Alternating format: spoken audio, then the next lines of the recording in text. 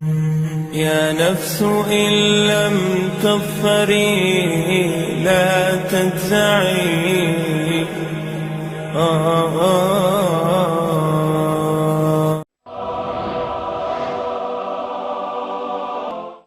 الحمدللہ والصلاة والسلام علی رسول اللہ وعلی آلہ وصحبہ اجمعین، اما بعد، اعوذ باللہ من الشیطان الرجیم، بسم اللہ الرحمن الرحیم۔ اولم یر الذین کفروا ان السماوات والارض کانتا رتقا ففتقناہما وجعلنا من الماء کل شیء ہے افلا یؤمنون۔ رب اشرح لی صدری ویسر لی امری واحلل عقدۃ من لسانی یفقہوا قولی۔ میرے محترم بزرگوں اور میرے عزیز بھائیوں اور بہنوں، السلام علیکم ورحمۃ اللہ وبرکاتہ۔ اللہ سبحانہ و تعالیٰ کی سلامتی، برکت اور رحمت آپ سب پر ہو۔ مجھے بے حد خوشی ہو رہی ہے کہ الحمدللہ 10 سال بعد میں پھر سے بھیونڈی شہر میں موجود ہوں تقریر کرنے کے لیے۔ مجھے یاد ہے کہ تقریباً 10 سال پہلے میں نے مینا ٹھاکرے ہال میں ایک تقریر کی تھی، یونیورسل بردرہڈ، عالمی بھائی چارہ، اور آج میں آپ کے سامنے اسٹیڈیم میں ہوں۔ جیسے آپ جانتے ہیں کہ میں اکثر تقریر انگریزی میں کرتا ہوں، اور 10 سال پہلے بھی انگریزی میں کی تھی۔ چند مواقع پر جب آرگنائزر اصرار کرتے ہیں کہ میں کچھ بات اردو میں کہوں تو میں کوشش کرتا ہوں میرے کمزور ہندی یا اردو میں کچھ بات کہوں۔ چونکہ میں نے تعلیم انگریزی میں حاصل کی ہے تو ظاہر ہے اس اردو یا ہندی تقریر میں کافی غلطیاں کروں گا۔ اسی لیے تقریر کے شروع میں ہی میں آپ سب سے معذرت چاہتا ہوں اور آپ سے درخواست کرتا ہوں کہ آپ میرے تقریر کے پیغام پہ توجہ دیجیے اور میری غلطیوں کو نظر انداز کیجیے۔ آج کی تقریر کا موضوع ہے قرآن اور جدید سائنس۔ اور جیسے آپ جانتے ہیں کہ جتنے سائنٹیفک ٹرمنالوجیز ہے وہ اکثر انگریزی میں ہیں، سائنس کے جتنے الفاظ اکثر انگریزی میں ہیں، اور کیونکہ میں نے سائنس بھی انگریزی میں پڑھی ہے اسی لیے اس اردو تقریر میں مجھے اور دقت ہوگی۔ اسی لیے اللہ تعالیٰ سے دعا کرتا ہوں، اور جب ہم انگریزی سائنٹیفک ٹرمنالوجیز کو اردو میں ترجمہ کرتے تو اکثر عوام اسے نہیں سمجھتی۔ مثال کے طور پہ علم حیاتیات، میں پوچھنا چاہتا ہوں کہ اس ماشاء اللہ بھرے میدان میں ہزاروں لوگ ہیں، کتنے لوگ علم حیاتیات کا مطلب جانتے ہیں؟ اپنا ہاتھ اوپر کر سکتے؟ 2% بھی نہیں۔ علم حیاتیات کا مطلب ہے بائیولوجی۔ کتنے لوگ بائیولوجی کا مطلب جانتے ہیں؟ ہاتھ اوپر کیجئے۔ بائیولوجی ہاتھ اوپر کیجئے۔ کتنے لوگ جانتے ہیں بائیولوجی کے بارے میں؟ ماشاءاللہ اکثر لوگ۔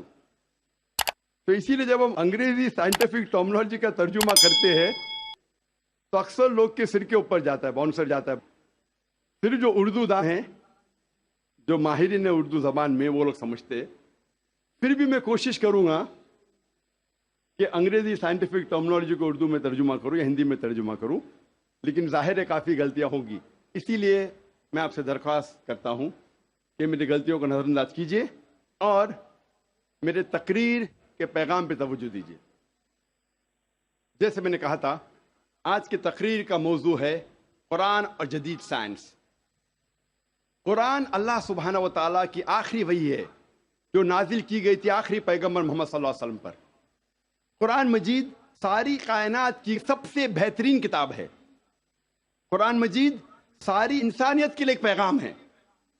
قرآن مجید اللہ سبحانہ و تعالیٰ کی آخری کتاب ہے جو نازل ہوئی تھی محمد صلی اللہ علیہ وسلم پر۔ اگر کوئی کتاب کہتی ہے کہ وہ خدا کی طرف سے ہے تو اس کتاب پر فرض ہو جاتا ہے کہ وہ اپنے آپ کو ثابت کرے ہر دور میں اس کتاب کو ثابت کرنا ہوگا کہ وہ خدا کی طرف سے ہے۔ سینکڑوں سال پہلے وقت تھا، دور تھا معجزات کا، ایج آف میریکلز۔ الحمدللہ قرآن مجید is a miracle of miracles. قرآن مجید معجزوں کا معجزہ ہے. اس کے بعد آیا دور ادب کا، لٹریچر، پوئٹری. الحمدللہ مسلمان اور غیر مسلمان عربی داں یہ کہتے ہیں کہ عربی میں سب سے بہترین کتاب عربی ادب کے لحاظ سے وہ ہے قرآن مجید. اور اللہ سبحانہ و تعالیٰ چنوتی دیتے ہیں قرآن مجید میں. اللہ سبحانہ و تعالیٰ چیلنج کرتے ہیں سورہ بقرہ میں، سورہ نمبر 2 آیت نمبر 23 اور 24 میں. اللہ سبحانہ و تعالیٰ کہتے ہیں وَإِن كُنتُمْ فِي رَيْبٍ مِّمَّا نَزَّلْنَا عَلَىٰ عَبْدِنَا، اور اگر آپ کو شک ہے کہ ہم نے یہ کتاب نازل کی ہمارے بندے پر، اگر آپ کو شک ہے فَأْتُوا بِسُورَةٍ مِّن مِّثْلِهِ، تو آپ ایک سورہ قرآن مجید جیسی پیش کیجئے. مِن مِّثْلِهِ، ہو بہو نہیں، قرآن مجید جیسی ایک سورہ آپ پیش کیجئے. وَادْعُوا شُهَدَاءَكُم مِّن دُونِ اللَّهِ إِن كُنتُمْ صَادِقِينَ، اور بلاؤ اپنے مددگار کو اور اپنے گواہ کو اللہ کے علاوہ اگر آپ سچے ہیں. فَإِن لَّمْ تَفْعَلُوا، اور اگر آپ نہیں پیش کر سکتے، وَلَن تَفْعَلُوا، اور آپ ہرگز پیش نہیں کر سکتے، فَاتَّقُوا النَّارَ الَّتِي وَقُودُهَا النَّاسُ وَالْحِجَارَةُ أُعِدَّتْ لِلْكَافِرِينَ، تو ڈرو اس آگ سے جس کا ایندھن انسان اور پتھر ہے، جو انکار کرنے والوں کے لیے تیار کیا ہے. اللہ سبحانہ و تعالی ان 2 آیتوں میں چنوتی دیتے ہیں، انسانوں کو چیلنج کرتے ہیں. یہ اس وقت دور تھا عربی ادب کا. اس وقت عربوں کو ناز تھا اپنی عربی زبان پر، اور وہ سمجھتے تھے کہ ان سے بہتر دنیا میں کوئی نہیں ہے. اس وقت اللہ سبحانہ و تعالیٰ قرآن مجید نازل کرتے ہیں اور ساری انسانیت کو چنوتی دیتے ہیں، چیلنج کرتے ہیں کہ اگر آپ کو شک ہے کہ یہ کتاب خدا کی طرف سے نہیں ہے تو آپ قرآن مجید جیسی ہو بہو نہیں، ملتی جلتی، ہو بہو تو دور کی بات ہے، ایک سورہ پیش کرو. اور قرآن مجید کی سب سے چھوٹی سورت ہے 3 آیتوں کی، صرف 10 الفاظ. بہت لوگوں نے کوشش کی، ایک انسان نے بھی کامیابی نہیں پائی، اور تا قیامت کوئی بھی قرآن مجید جیسی قریباً ایک سورہ بھی پیش نہیں کر پائیں گا. لیکن آج کا دور ادبی دور نہیں ہے. It's not an age of literature and poetry. اگر کوئی کتاب اپنے آپ کو خدا کی طرف سے کہتی ہے اور ادبی انداز میں کہتی ہے کہ دنیا چپٹی ہے، دنیا سپاٹ ہے، کیا آج کا جدید انسان اس بات کو تسلیم کرے گا؟ بالکل نہیں، کیونکہ آج کا دور ادبی دور نہیں ہے. آج کا دور ہے جدید سائنس کا دور.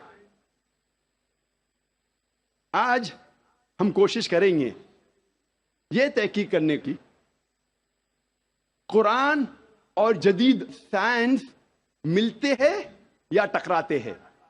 قرآن اور جدید سائنس ملتے ہیں یا قرآن اور جدید سائنس ٹکراتے ہیں. اس موضوع پہ ہم انشاءاللہ تذکرہ. ایک مشہور سائنسداں، فزسسٹ اور نوبل پرائز ونر جس کا نام البرٹ آئنسٹائن تھا، اس نے کہا science without religion is lame and religion without science is blind. Science مذہب کے بنا لنگڑی ہے اور مذہب سائنس کے بنا اندھا ہے. میں پھر سے دہراؤں گا، البرٹ آئنسٹائن جو فیمس فزسسٹ تھا اور نوبل پرائز ونر، اس نے کہا کہ سائنس مذہب کے بنا لنگڑی ہے اور مذہب سائنس کے بنا اندھا ہے. میں آپ کو یاد دلانا چاہتا ہوں کہ قرآن مجید سائنس کی کتاب نہیں ہے، SCIENCE، لیکن ہے سائنس کی کتاب، SIGNS. یہ ہے نشانیوں کی کتاب، آیتوں کی کتاب. اور قرآن مجید میں 6000 سے زیادہ نشانیاں ہیں، 6,000 سے زیادہ آیتیں ہیں، ان میں سے 1,000 سے زیادہ الحمدللہ سائنس کے بارے میں ذکر کرتی ہے۔ آج کی اس تقریر میں میں صرف ان سائنٹیفک فیکٹس، سائنس کے حقائق کے بارے میں ذکر کروں گا which have been established، جو سائنسداں ثابت کر چکے ہیں۔ Scientific hypothesis, scientific theories, scientific نظریہ، ان کے بارے میں ذکر نہیں کروں گا، کیونکہ ہم جانتے ہیں کہ many a time scientific hypothesis theories take U-turns۔ یہ سائنس کے نظریے جو ہیں کئی بار وہ اپنے نظریے سے پلٹ جاتے ہیں۔ اسی لیے اس تقریر میں صرف میں سائنٹیفک فیکٹس کے بارے میں ذکر کروں گا، سائنس کے حقائق کے بارے میں۔ سب سے پہلے ہم تذکرہ کریں گے ایسٹرونومی کے بارے میں، فلکیات کے بارے میں۔ 35 سے 40 سال پہلے کچھ سائنسداں نے تحقیق کی ایک موضوع پہ، تخلیق کائنات، مطلب کریشن آف دا یونیورس، اور ان سائنسداں نے کہا کہ ہماری کائنات سب سے پہلے ایک پرائمری نیبولا تھا، بنیادی گولا، ابتدائی گولا۔ اس کے بعد there was a secondary separation، دوسری جدائی، دوسری علیحدگی، اور ایک بڑا دھماکہ ہوتا ہے بگ بینگ۔ اس کے بعد وجود میں آیا گیلیکسیز، کہکشائیں، ستارے، سیارے، چاند، سورج، اور یہ زمین جس میں ہم رہتے ہیں۔ اسے سائنسداں نے کہا بگ بینگ، بڑا دھماکہ۔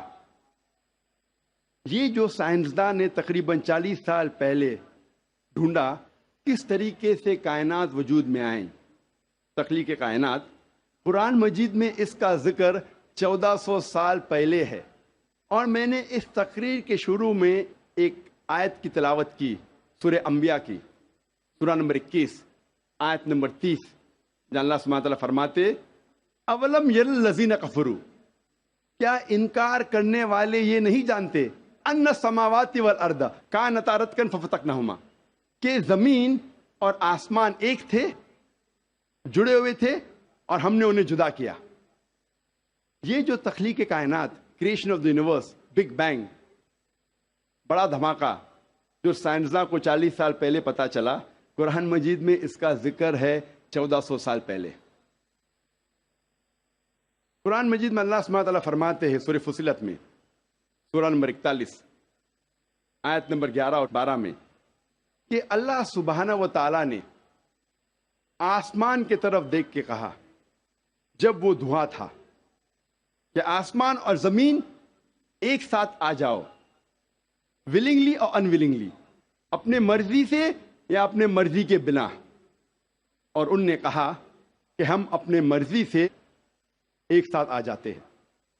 قرآن مجید میں لکھا ہے کہ آسمان سب سے پہلے دھواں تھا، عربی لفظ ہے دخان۔ اور آج کے سائنسداں یہ کہتے ہیں کہ کائنات بننے کے پہلے یہ آسمان دھواں تھا، انگلش میں کہتے ہیں گیس۔ لیکن عربی میں دخان کے معنی ہے اسموک۔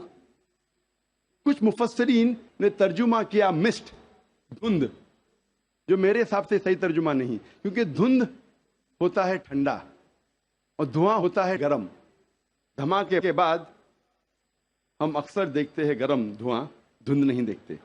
تو قرآن مجید میں لکھا ہے کہ آسمان تھا دھواں، اور آج سائنس یہ کہتی ہے کہ اسموک گیس سے اور بہترین لفظ ہے۔ جو قرآن مجید میں دخان لکھا ہے وہ گیس سے اور بہترین ہے، اور scientifically smoke is a better word than gas. آپ سوچ سکتے قرآن مجید میں اس کا ذکر ہے 1400 سال پہلے۔ انسان پہلے سمجھتے تھے کہ زمین سپاٹ ہے، چپٹی ہے۔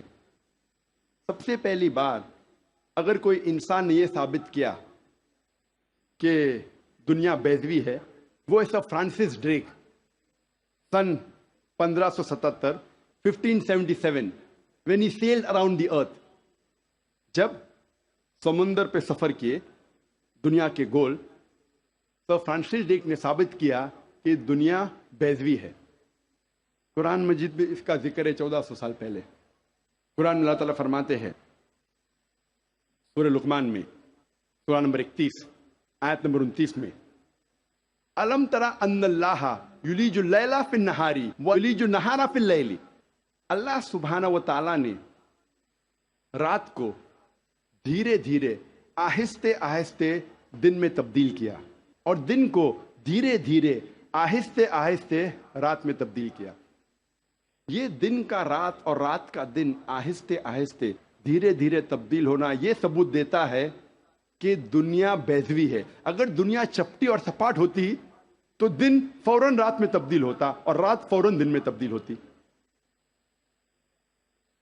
اللہ تعالیٰ فرماتے سورہ الزمر میں، سورہ نمبر 39 آیت نمبر 5 میں، کہ اللہ سبحانہ و تعالی رات کو دن پہ لپیٹتا ہے اور دن کو رات پہ لپیٹتا ہے۔ قرآن میں عربی لفظ ہے قوارہ، جس کے معنی لپیٹنا۔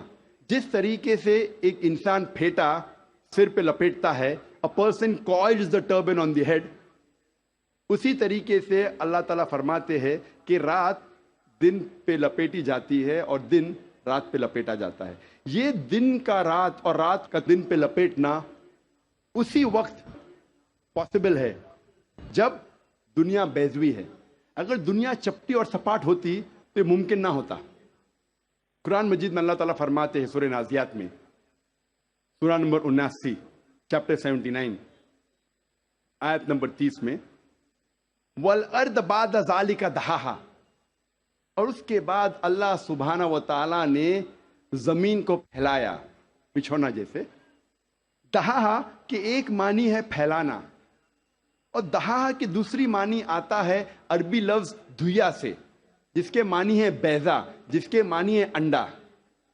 اور ہم جانتے ہیں کہ دنیا گول ہے، بیضوی ہے، اور ہم یہ بھی جانتے ہیں آج کہ دنیا پوری طریقے سے گول نہیں ہے، وہ اوپر اور نیچے سے from the poles it is flattened, اوپر اور نیچے سے چپٹی ہے، جسے ہم کہتے ہیں انگریزی میں جیو اسفیریکل ان شیپ، ارضی بیضوی۔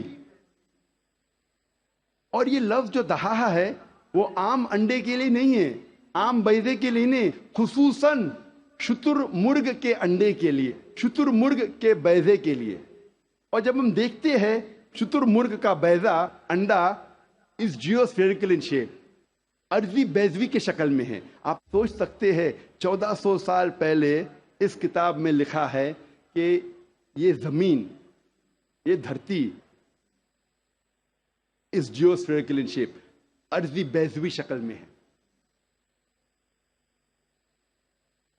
پہلے انسان یہ سوچتے تھے یہ چاندنی جو ہے، چاند کی روشنی، یہ اس کی خود کی روشنی ہے۔